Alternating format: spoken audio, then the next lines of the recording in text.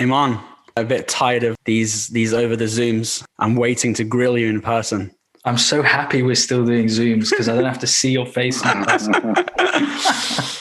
Talking of doing things over camera, guest today is someone who I connected with last year, and we were due to have a coffee, then COVID hit.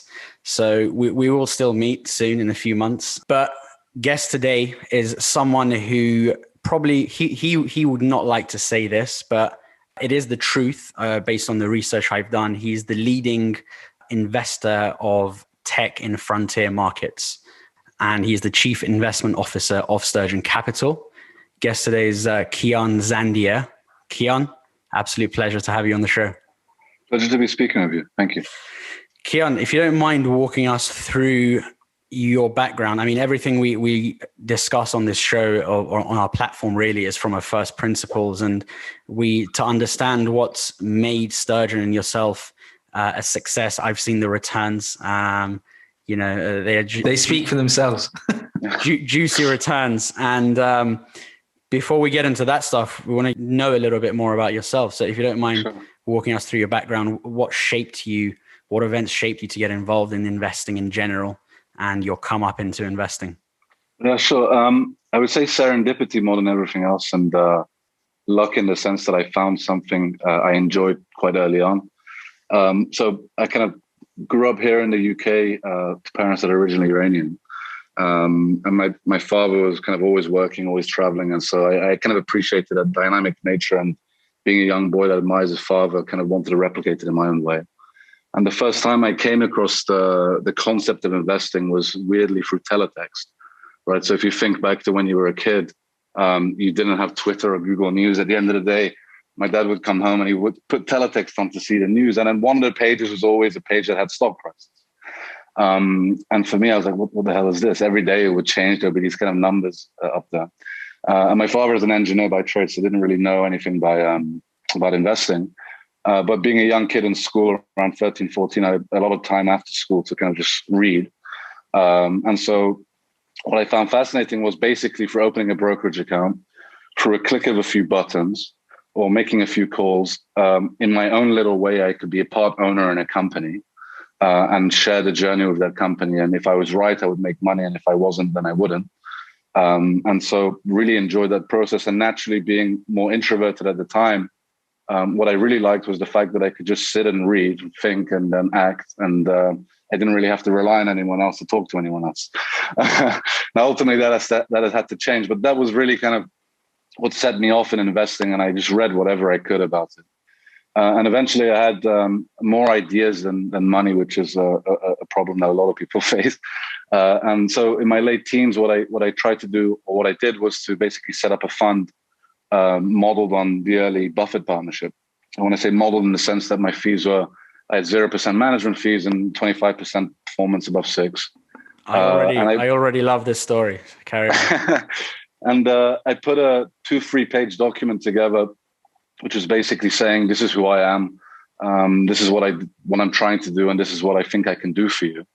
And pestered everyone that I knew in terms of family, friends, and those around me to try and raise some capital. And managed to raise, I think, a decent amount of capital for my age at that time. And then to start my investing business, let's say, so to speak. What I did over that period as well was kind of all the investors that I admired and were accessible to me at that time. Whenever I would have an idea, I would basically put a memo together and shoot it over to them, whether they wanted it or not. And over time built up quite a good network of kind of investors that I was a young kid speaking to, and sometimes they would like my ideas and invested within their own portfolios. But kind of the success that I had in that, let's say, partnership of fund really, I would say, built my confidence, gave me direction, and clarified or confirmed to me that investing is kind of what I wanted to commit to in my professional life. You talked about your dad being from an engineering background, right? Yeah. And you obviously got into investing early. What was how did that pivot emerge for you from a familial perspective, right? So was it an easy decision? Were your parents sort of supportive of that decision? Sure. And then how did education fit into that? I think you went to Imperial. So where does that fit in the story? No, I mean, I think I was lucky in the parents that I have. They were kind of very supportive of whatever I did. And if there was an interest that piqued me, whatever it may have been, they gave me the leeway to kind of go really deep into it. And so again, it's pretty weird for a kid to pretend to not understand what is he reading and what he's reading in the Financial Times. And so they, for whatever reason, they may have liked that. So they kind of really pushed me in whatever direction I was going into. Education-wise, like I guess any other Iranian parent, they cared about you having good grades. And I wasn't a student that particularly had great grades. I think it was more that I didn't like the theoretical aspect of things. I just liked the practical things of getting stuff done and learning myself. And Imperial was more, I sent a bunch of applications to a bunch of universities, and they came back and for whatever reason, they gave me a scholarship to go there. And so again, coming back to the concept of serendipity, it was really serendipity. And probably subconsciously, my father would always say it's a university he wished he studied that. So I thought it wouldn't be a bad idea if his son could get to study that. Fast forwarding to more recent times is you setting up Sturgeon Capital, which was around 5-6 years ago. So if you can give us an overview of why you set up Sturgeon, what is Sturgeon, and just a good overview for those, because you invest in some markets which are underlooked. You're pretty much, you were the first, and you guys are leading the space now in private tech investing. So give us a good overview. Yeah, I mean, I should clarify that I didn't found Sturgeon Capital. I'll go into kind of what happened there, but effectively, so I ran my partnership for about 5 years, and I mean, my investment strategy at the time was extremely concentrated in the sense that at some point I would have 70-80% of the fund in one position, and that to kind of institutionalize that or scale that would just not be possible, because no one would be willing to give you money, even if your performance is great, right? I mean, gone were the old days of kind of the 80s or 90s where you could run a super concentrated portfolio. And but because of the fund that kind of managed to be comfortable enough financially relative to my expenses at the time, where I wasn't hungry for a job or kind of required to get a job. So I saw it more from where could I work to kind of plug the knowledge gap that I felt that I had, and kind of in areas that piqued my curiosity.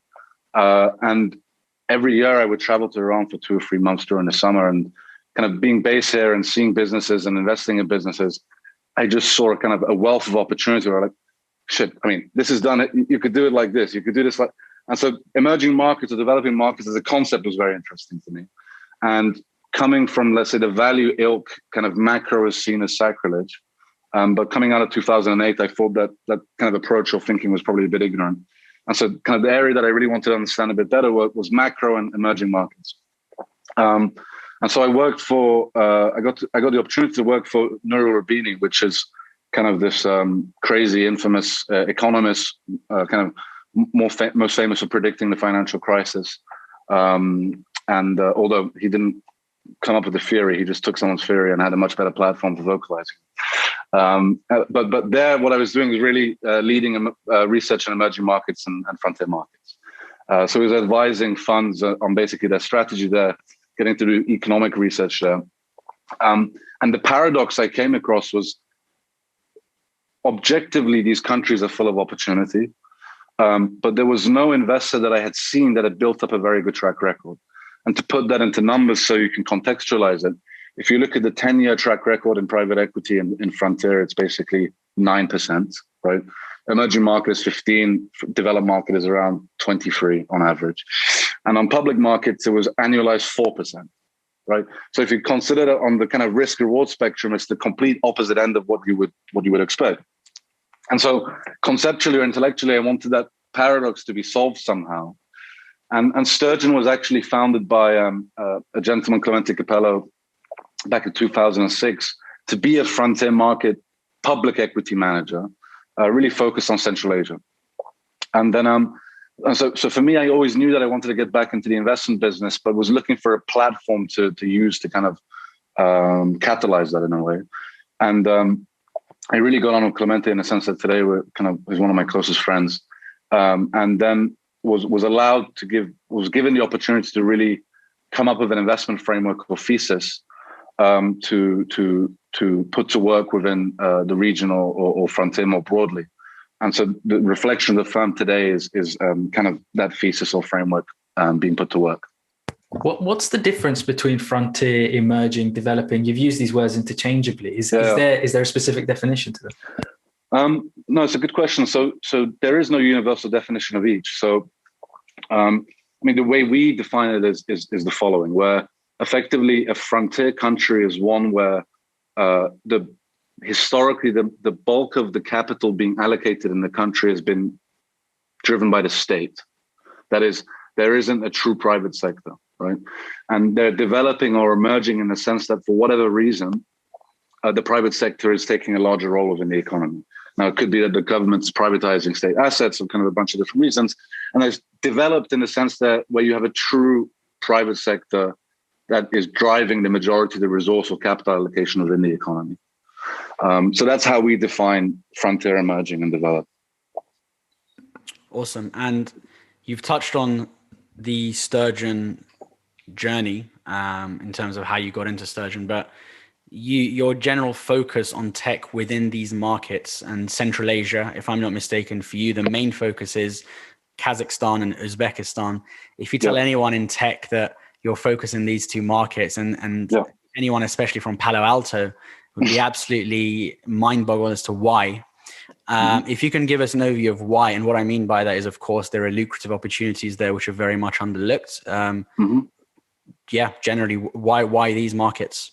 Yeah, sure. So, if you to put it in the context of, let's say, a bit of an investment history when it comes to frontier, I would say the earliest frontier country that kind of really probably became exciting was in the early 90s in Russia.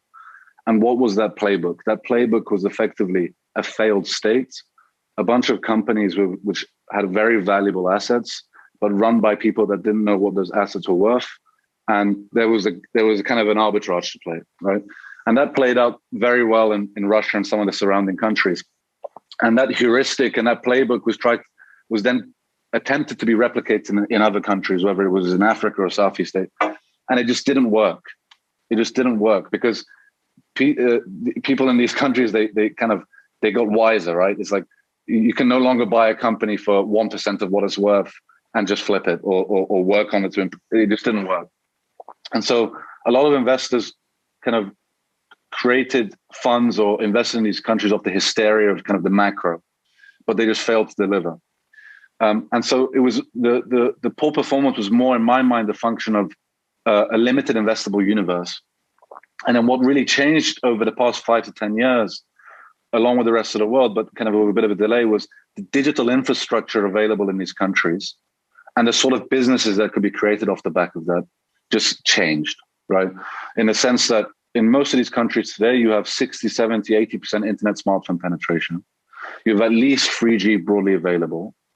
But because there's no investors looking at it, no one is allocating capital to these sort of businesses being developed. And if you look at take China as a much more developed example. What was China 15, 20 years ago? It was the copycat economy in manufacturing. And look at what it is today. It is arguably the second leader in terms of technology companies in the world. Take a more esoteric example of Indonesia, a population of 250, nearly 300 million people. Over the past 10 years, they created $40 billion in enterprise value in tech. And if you look across a bunch of other countries in frontier, and Central Asia is more esoteric, there is basically sub 1 billion, arguably, across the board in total technology enterprise value. Now, does it mean that those companies cannot be built? No, they can be built because the infrastructure is there. It's a matter of focus and wanting to do it and be willing to kind of get your hands dirty and operating in these sort of countries. And the best case study actually in Kazakhstan is a company that IPO'd late last year called Kaspi. And they targeted basically the two largest TAMs, that is e-commerce marketplace and fintech. And over 7 years, they built a business that today does around $500 million net income and is valued at 13 billion in a population of 18 million, right? Now, obviously, that's an outlier in terms of the success story, but it means that sizable businesses can be created with much less capital deployed, with much less competition. And the beauty is that you know what business models work because you've seen it in the rest of the world. The main job is to be able to spot the team that can do it, and how do you localize it in a manner that can function in those countries. So that's really where we want to play, is in these countries where a tech ecosystem hasn't yet been developed, but we can see where the pain points are. We have overview as to the deal flow and the management teams that are kind of trying to solve these problems. And by being just present in these countries, we can back these management teams to hopefully create over the next 10 years what will be the leading technology businesses in these countries. And the business Sturgeon it's had 2 funds up till now, if I'm not mistaken. The first fund had a focus on, I think 75% focus on private companies. Right? Yeah. Why, in your eyes, does the private market offer better returns, particularly in these markets? And kind of touching on what is the level of risk that exists in these markets when you're looking at private. Of course, there's going to be risk in the public market as well if you're talking about countries that might not have necessarily stable political systems. But talk to me about the private side. What drives the higher focus on private? So if we compare it to public, if you look at a lot of the companies that are listed on these the stock exchanges of these countries, I mean, nominally they're very cheap companies, but you don't really have a local sophisticated capital markets or dynamic capitalism in the sense of M&A, private equity, for that value to be crystallized. So effectively, you're investing in nominally cheap companies, but arguably the value traps, in the sense that your thesis ultimately is that you're waiting for foreign investors to come to realize value. And the timing of that is, I mean, it could be tomorrow, it could be 5 years, it could be 10 years. And as an investor, trying to develop an investment career, it's very difficult to actually operate in it. But if you flip it on the private side, and specifically within tech, like I said, you have overview as to the complete deal flow. You can have much more control as to the nature of your investment. And if the investment is successful, you're creating your own liquidity, which wouldn't be the case in the public side. And so for that reason, we really like the private side, and within private specifically focus on tech. One of the things I wanted to touch on is your returns, because I've seen online on that fund, if I'm not mistaken, is 5 to 7x returns between the 2 funds. How does your diligence differ between public and private investments? And what I mean by that is, for instance, some would think instantly the markets that you operate in. What about the complex political considerations in, let's say, public investments? How do you mitigate this political risk? And what are the, just generally, what's the diligence between public and private? And then the follow on is, what's the key qualitative versus quantitative criteria for investing, sort of your DD? Yeah, sure. So on the public side, effectively, typically, if you look at the type of companies, they're very cyclical companies. So your job predominantly is to look where you are in a market cycle and trying to invest as a reflection of that. Very rarely do you find companies that are kind of long-term compounders. So you find yourself within a period trading in and out of positions and not really being kind of a concentrated long-term holder of companies. Now on the private side, it's a different game, because there you're really investing from an early stage, and for the nature of the structure of your funds, which are typically 5-10 year funds, you have long-term commitments to these companies, and so have to be pretty active in how they develop. And on the political risk, I mean, our thesis is effectively this: is that if we were doing traditional private equity, let's say if we were to go into Kazakhstan and buy a gold mine, there's a very high correlation between the success of that gold mine and the willingness for the government to want to get aggressive with you. Why? Because it's a strategic asset, operationally not too complex to run. And so if they wanted to take it off you, expropriate it off you, fire the CEO, it can be done pretty easily. Now let's put that into the context of technology and seeing what it does for the broader ecosystem. What you're effectively doing at its very essence is creating efficiency for the broader population, right? You're creating jobs specifically in the youth, where typically youth unemployment is the highest. To give an example, in e-commerce, it means you have to integrate with the national logistics company, which typically doesn't really make money. All of a sudden, you're making money for them. And so if you think of it through the context of whether you're adding or taking away to the ecosystem, you're doing nothing but adding, and you're building intangible value. You can't take away intangible value. It can't be expropriated, right? There's no tangible assets there. And typically these businesses are operationally complex. So it's not like you can just plug one CEO and put someone else in. And if anything, ultimately the governments want to engage with you. So in Uzbekistan, the government actively co-invests with us there. Why? Because they see the benefit that we're bringing to the broader ecosystem and society. And they want to hopefully act as a catalyst in that regard. That point's really interesting. Yeah. Because typically you wouldn't think about those sort of political systems as being open to that, or maybe they are open to it, but you wouldn't, from the Western way of thinking, think that they were as finger on the trigger as they would be in, for example, the West Coast of the US. But to build on that, it's interesting to understand how you guys think about operational excellence, right? So in the traditional private equity model, you take a business, strip out all the costs you don't need, make it as efficient as possible, set it up, window shop it so that in 5 years you can sell it for a profit. Do you take that similar? Well, obviously you don't take that similar approach with tech because it's a different type of business, but how do you achieve that operational excellence with those types of businesses? If you boil it down, the ultimate question is, how can you shape the service or product of the company such that it's widely adopted, whatever it may be? Because I mean, the businesses or the business models that we typically try to focus on are the ones where, relative to the countries or markets that we're investing in, have the largest TAM, which inherently mean that you have to be able to apply that service to a very large population.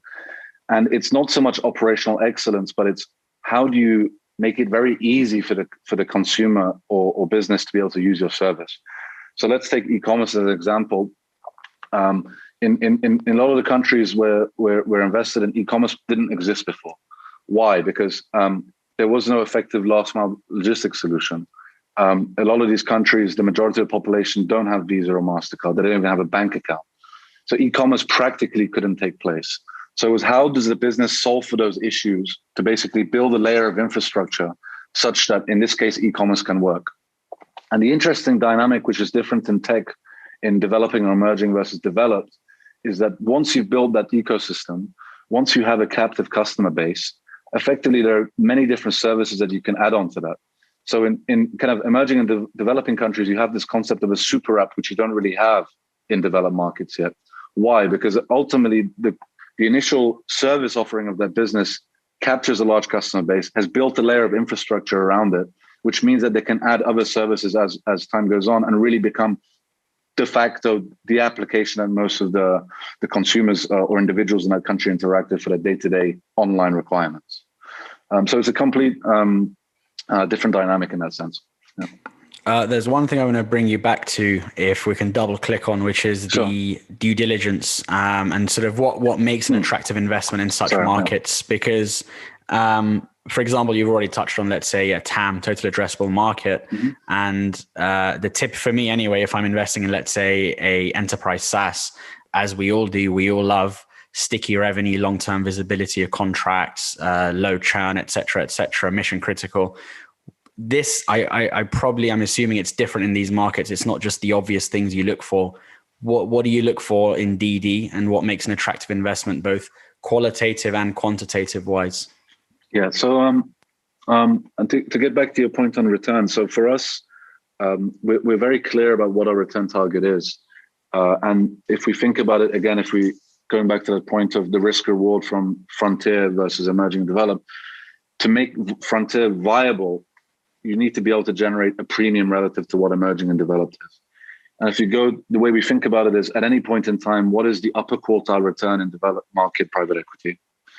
And to be able to deliver a premium to that. And so if you look at the past 10 years, the upper quartile has been around 29%. Okay. So we say, okay, we need to deliver a premium to that. What is that premium?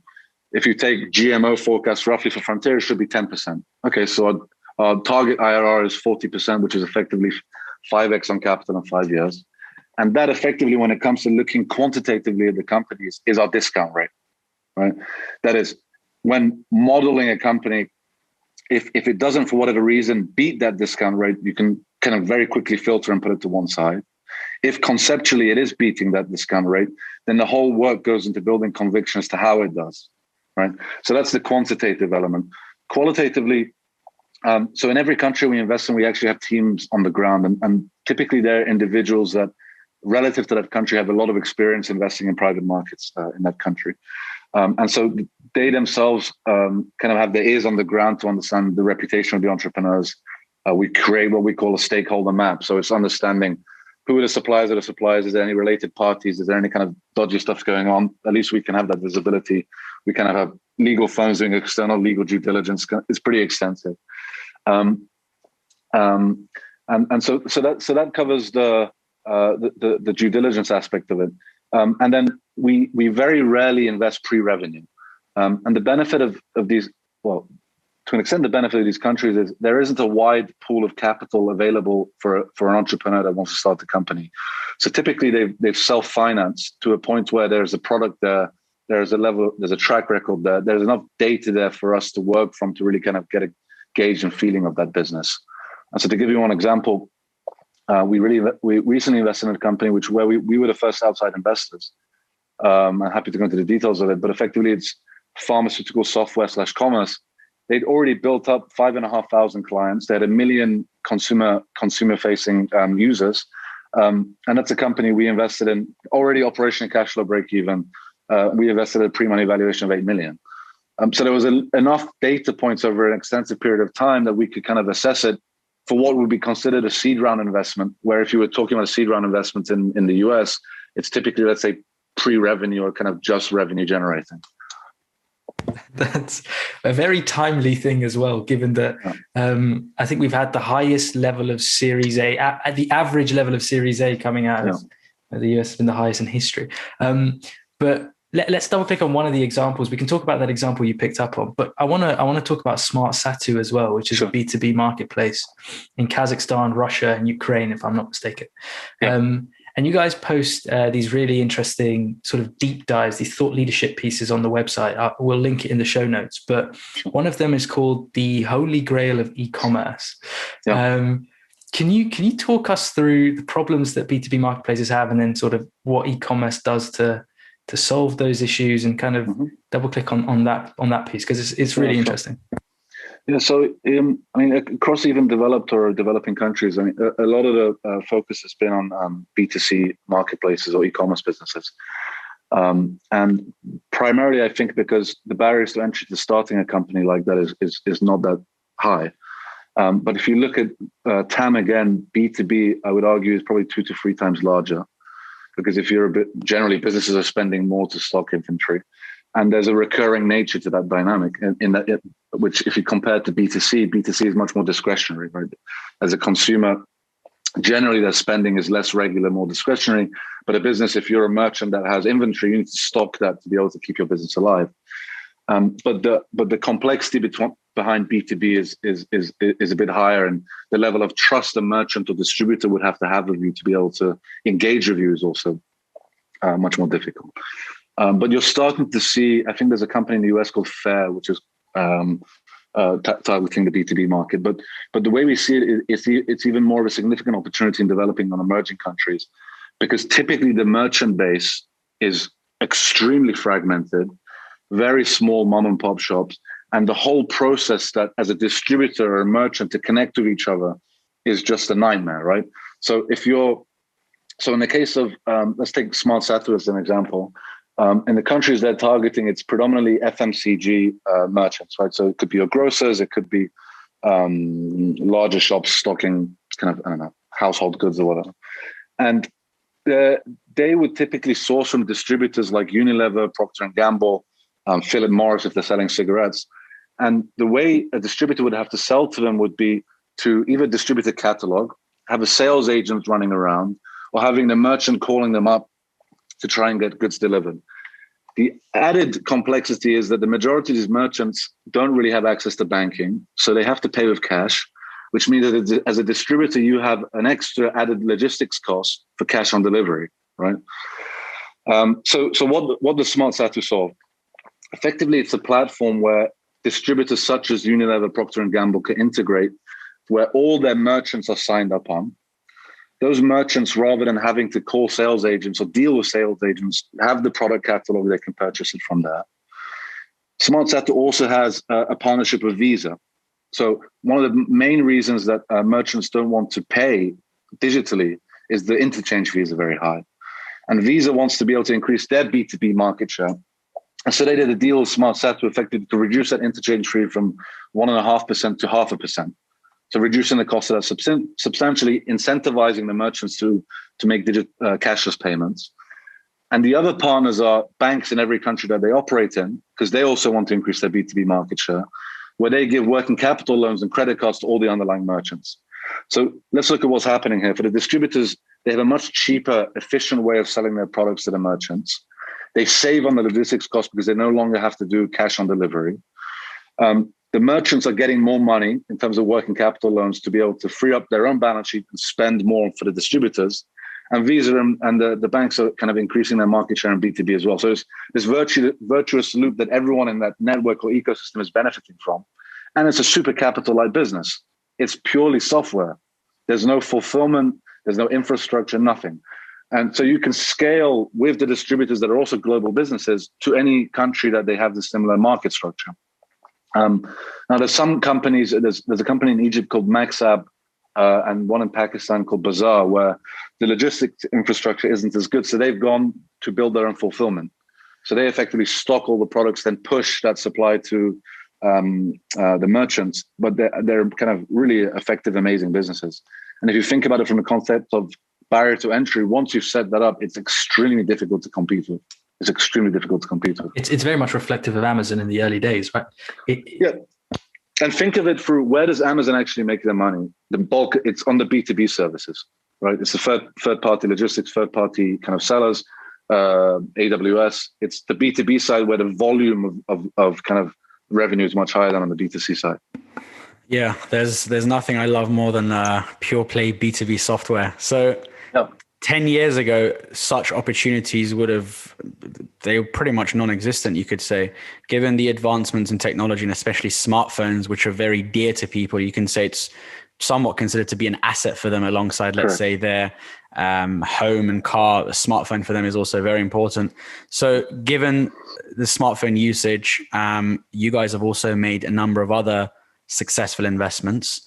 And what I like is, as you alluded to earlier, this is not the classic VC Silicon Valley model of betting across 100 startups and 2 of them or 1 of them hits big time. Yours have pretty much all or most of them have seen a good level of success. Can you give us a good overview of the rest of your portfolio? Maybe not all of it, but the ones that you'd like to talk about. Yeah, so our largest investment is a company that operates in e-commerce and effectively fintech. And it operates in countries in Central Asia and the Middle East, where all of them share a common characteristic in the sense that they have high smartphone internet penetration with very low e-commerce penetration. For the reason that up until the company was created, there was no company that effectively solved for logistics and payments. And so they basically built the infrastructure to allow for last mile delivery, allow for kind of local payment to be integrated with international payments. And built up a sizable GMV base on a purely cross-border basis, just with that business. And then when COVID hit, if you imagine that all the local merchants, the offline merchants, they couldn't sell anything. And all of a sudden you have this platform that has, today I think has 7.5 million downloads, let's say 1 million active users a month, has a hell of a lot of traffic, has payment infrastructure, has logistics infrastructure. And all those local merchants basically plug their products onto the platform all of a sudden. So you have local products and cross-border products in countries where there just wasn't e-commerce. And we're talking about e-commerce penetration of 1%. And then what they also added was fintech. And the fintech is effectively buy now, pay later. And the reason why buy now, pay later is interesting in these countries is, take Uzbekistan as one country that the company operates in. Only 2% of the population has ever taken a loan from a financial institution. 50% of the population don't even have a bank account, right? So I'm going back to the concept of why a smartphone is so important. Today, the business is the only company that can provide installment payments to buy a mobile phone in any of the countries it operates in, right? That's quite a kind of efficient solution in terms of just generating GMV off the back of mobile phone sales. So that's one of our investments. And then the one I mentioned briefly, the pharmaceutical one, is a really interesting. It's a kind of business model you wouldn't really probably see in any other country, but I'll briefly talk about it. So take Uzbekistan's pharmaceutical industry as being one where there's no companies locally that produces any medicines or drugs. Everything is imported through 300 distributors. Well, the company was founded by someone that's been in the pharmaceutical business for about 20 years and effectively created an inventory management software for the distributors. So in 1 year, sold it to 95% of them. Kind of great. The next leg of the value chain is the pharmacies, right? Again, inventory management software in 6 months sold to 35% of the pharmacies, right? About 3,000 of them. And then both of them have procurement requirements, right? So if you're a distributor, you need to sell your products to the pharmacies. If you're pharmacies, you need to procure from the distributors. But because you have the data on both sides, you can automatically match it to whoever has the best price. That's another module that the pharmacies have to pay for. The next leg of the value chain is the consumer, right? There they have a front-end consumer application that has 1 million users today, where they can see which pharmacy has the cheapest price, most kind of available drug, whatever. And the pharmacies today have to pay effectively a classified fee to be on that because it's driving traffic to the pharmacies. So you've captured the whole value chain of the pharmaceutical business in the country in a very capital-light manner. And it just so happens that about 7.5 billion transactions flow through that kind of value chain every year. And today the company is monetizing through software/classifieds. But once you've got deep enough into the consumers where you have a few million users, you can switch on transaction prices to take a take rate from across that value chain. And then you can see how profitable that business can become. So kind of going back to how it differs from Silicon Valley, we invest in this company as a seed investor, right? You would never see a company with such a dynamic at kind of such development being at a seed round in the US or even the UK. And the rest of the portfolio is effectively the same. It's what are, either through software or marketplace business models, are they solving a pain point that they can capture a certain customer base? And then can you overlay financial service solutions through fintech or whatever other means to add to TAM and kind of make the life of those customers easier, whether they're businesses or consumers? It's something that's often forgotten by people that invest in these markets and in the West predominantly, which is, you know, that the level of development that occurred in the countries here, or the process that countries went through to get from where they are, you know, where they were in the 80s to where they are today, technological development wise, was a step-by-step process. However, in a lot of these other countries, it's a literal jump from A to Z. And it's a complete leapfrog. It's a leapfrog, exactly. And one of the things you said really hit home. Obviously, us being Iranian, in Iran, there's no real concept of getting a loan for a house, right? Mm-hmm. So mortgages don't really, everything's bought in cash. Now, obviously, that's changing over time, but the way in which it's changing, you know, these buy now, pay later things for everything in life, not just massive purchases like a house. It's really interesting to see that dynamic develop. We've not really deep dived into any of the countries, like in like at a macro and a micro level. Sure. Can we talk about frontier markets in general and like specific countries within them? What and I'll put you on the spot. What frontier country offers the largest opportunity, would you say, at a macro level? And that doesn't necessarily have to be sort of financial, but if it does, you know, what is the untapped return potential for these types of countries? Yeah. So I would say from the countries that we're looking at or we've invested in, I would argue Pakistan is actually Pakistan and Bangladesh are one of the largest. Again, put it into the context of Indonesia, for example. Indonesia, as I said, with a population a bit higher than Pakistan, over the past 10 years has created $40 billion roughly in tech enterprise value. Pakistan is still sub 1 billion with a 200 million population. Very kind of great demographics, very fragmented offline market and the kind of various different business models, and high smartphone penetration as well. And your son, there are kind of few local venture firms, and effectively look at what happened in India over the past 5 years. 5 years ago, there was no real tech spend in India. Look over the past 2 years, what's happening. All of a sudden, seeing kind of unicorns developed and all the kind of large US, Tiger Global seems to be everywhere in deals in India. So I would say Pakistan, Bangladesh are kind of large enough single countries where I think there's a really significant opportunity. Awesome. And shifting gears, I want to talk a little bit more about your, let's say, investing style and views. If I'm not mistaken, you're also a fan of Charlie Munger, the man who's probably mentioned the most on this show. And you also mentioned earlier that when you were younger, you modeled your fund based on the Buffett partnership. Mm-hmm. What philosophies of especially Munger, or if any, have inspired you in your investing or decision making? Yeah. It's become today a bit of a cliche to speak about these two guys, which is annoying because they're just astounding individuals, but you have so many people that just kind of superstitiously have a knowledge of them. But maybe it's just because I want to feel special because I've kind of been following them for a very long time.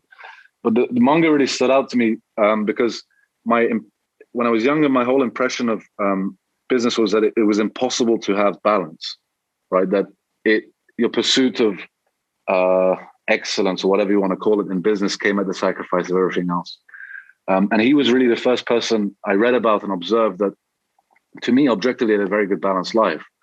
He was kind of worldly in his knowledge, I think he has 9 kids, kind of had broad interests, but was extremely successful as well. And what really appealed to me from him was the way I kind of break down thinking about kind of trying to have success in any sort of endeavor is there's kind of 3 elements to it. One is just the raw accumulation of knowledge in whatever that domain is, which is just a function of learning, right? And in principle, anyone can do it.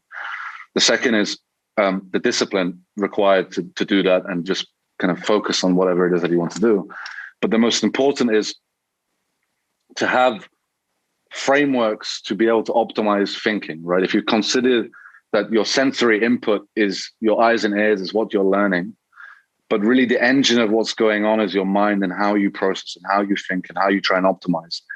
And that there is no clear area or domain where that's considered a thing. It's kind of becoming so now. And he was the real first person that I read about that really brought to light this concept of how do you kind of optimize and be an efficient thinker. And for me, that's what really kind of stood out from him. And what the short article, I think it's there's obviously the psychology of human misjudgment, but there's one really amazing kind of speech of his. I think it's called "Worldly Wisdom as it Relates to Investing." I can't remember the exact. Read, anyone that's listening, read. It's mind blowing. It just kind of blew my mind in kind of 8-10 page paper. And so for me, he's always someone that I kind of admired and followed very closely. Charlie Munger's. Did you say he has 9 kids? I think so. Yeah, I'm pretty sure he does. He does. Yeah, I mean, 9 kids is impressive, but he also had a child. I think he lost him to leukemia, and he says on the back of that, he kind of gives advice to never ever feel sorry for yourself, which builds into your resilience point, which I think is very, very powerful from someone who's lost a child. Taking it to you specifically, you've talked about some of the principles you like from these elite thinkers. What are some principles or mental models you personally apply? And try not to copy Charlie's. Try to come up with your own ones. Yeah. So kind of a little game that I play with myself, or I've played over the years, is to try and come up with original frameworks. And so what I do is it could be anything. It could be personal or work. Is you observe something. It could be my friend is having an argument with his girlfriend. Okay.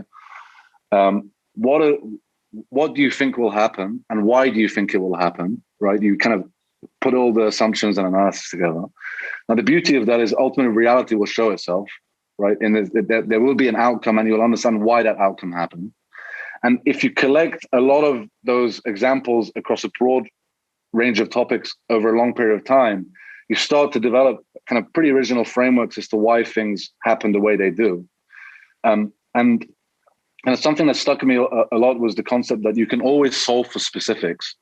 So even when it comes to investing or anything else, it's what are all the underlying assumptions that I have for solving this thing? And how can I build conviction or validation around all of the assumptions so that when I'm taking an action to do something, it's done with as much knowledge and foundational truth as possible, right? That's one thing. And I think when it comes to investing specifically, the thing that is, I feel the most is confirmation bias, in that it's really very difficult to keep, to be ideologically free, in the sense to not form a view very quickly, subconsciously about something, and then genuinely have everything that you research about it conform to that view. As much as you even are aware of confirmation bias, it's very difficult to try and avoid it. And whether it's kind of forming personal opinions or work opinions, I think to try and be at least conscious of that and controlling it is very important. The almanac of Kiyan Zandiyeh coming very soon. No, it's awesome insights actually. What's the best advice you have for someone looking to invest in frontier markets? What would you say to them? Certainly travel to these countries. I mean, it's difficult. The way I see it is, you go to these countries, you see, okay, the people are smart, if not smarter than you. There's so much that just hasn't been done there. I mean, and think of it in very simple terms. If you live in a country like the UK or US, you're 5-10 years ahead. You kind of see what works, what doesn't. It doesn't mean that will exactly work in those particular countries, but you can at least go through the intellectual exercise of thinking about what may work and what may not. And the very fact that you're coming from a country like the UK to the US, to these countries and showing interest, you'd be surprised how many people you could speak to, how many entrepreneurs you could speak to, how the network you can build up very quickly. So it's just get engaged, I would say. I like that. And I'm gonna ask a question that is timely, and you'll see why, which is, do you expect that people like you that hold knowledge like you do about these niche areas that aren't necessarily very common in the West, do you ever anticipate something like a SPAC product will emerge that tries to leverage your thinking and to democratize that type of thinking as well? Yeah. No, so it's something that we've looked at quite a lot. So kind of an interesting statistic. I think 2020 there was 250 SPACs and only 7 of them were for emerging markets. Now, interestingly, I think it was last week there was the Middle Eastern version of Spotify, Angami, which went public through a SPAC. And effectively, if you think to answer your question, I think yes, basically, because if you look at public investors in frontier markets, cumulatively, you have probably around 10 billion in capital there that just doesn't have a great investment universe to invest in. And so I would imagine that they would really like the opportunity to be able to invest in kind of the next wave of leading technology companies. And a SPAC is an efficient way of doing that. Now, whether the SPAC game is over or not is kind of a different kind of question, but conceptually, to be able to democratize access to these sort of companies, whether it's retail investors or kind of institutional investors, I think it needs to happen because it changes the dynamic and perception of what frontier and emerging markets will be. Are you a proponent of SPACs in general? Do you think they add value to society, given that they've just literally blown up over the last year? Look, I think that anything that has the level of growth and interest and trajectory that something is will naturally have players that kind of will act in a way that isn't particularly great. The incentives are aligned in such a way that you basically just have to have some sort of brand name to be able to raise that sponsor capital to get it closed. But obviously within that, fundamentally, there is the possibility to use a SPAC to do a great job. Fundamentally, it provides that access. Now, in any aspect of any kind of business or anything, there will always be kind of bad actors. But if I was to say fundamentally, could it serve the purpose that it's there to serve? Yes, it can. Awesome. Now, before we start to wrap up, Kiyan, there is a couple of things we ask all guests. And one is around your reading. It's which 3 books in no particular order would you say have shaped your, doesn't necessarily have to be business or investing, could be generally with life, with way of thinking. What are some books, and not limited to just nonfiction? Yeah. The 3 is, I genuinely have to say that my savior in life has been books, because the way I've always thought about it is effectively, a nonfiction book is someone's life effort condensed to about 300-400 pages, which effectively you can download for reading it for a few days. But the books that probably, so in terms of thinking about how we invest, there's a book called Out Innovate by a guy called Lazaro, which is just amazing. I mean, a lot of my thinking, a lot of kind of what we do is really off the back of the dynamics that he presents in that book. The second, a book which I think I read every year, that is Surely You're Joking, Mr. Feynman. And I would say that he's someone that there hasn't been anyone that I've read about that I've liked more as a person, or wish that I could meet as a person. So I find him as a person, unfortunately, of course he's dead, refreshing, the most refreshing person I've ever read about. And probably the book that got me thinking about thinking is a book called The Art of Thinking Clearly. I think it's by Rolf Dobelli, which is a really great book. And to add a final one, the autobiography of Ben Franklin. I love autobiographies, but that's a really bloody great book. Why? Let me just ask you a question. Why specifically would you want to meet Richard Feynman? What was it about what was it about sort of that book or his character that makes him attractive? So I think they're very, very rarely do you come across someone that is just so original that it blow your mind.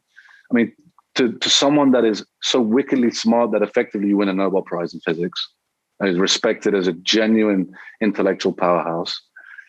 It hasn't restricted his intellectual curiosity to the domain that he's working in the sense that he would take a year off a sabbatical and learn to play the bloody bongos in Brazil. Was hilariously funny, was a great storyteller. People naturally liked him. I think it's impossible that you would read about him and not like him. So yeah, as an individual, as a character, I find him kind of the most attractive person without sounding too romantic. Well, all the three of us share a lot in common based on your interests. Yeah. We'll definitely take you up on that coffee once this is all over. Sure. Kiyan, this has been an absolute pleasure. Likewise. Thank you for sharing your worldly wisdom. And I'm looking forward to seeing the outsized returns that your funds continue to produce. And we look forward to having you again in the future. Thanks so much for coming on. Thank you very much for having me. It was a pleasure. Cheers, Kiyan.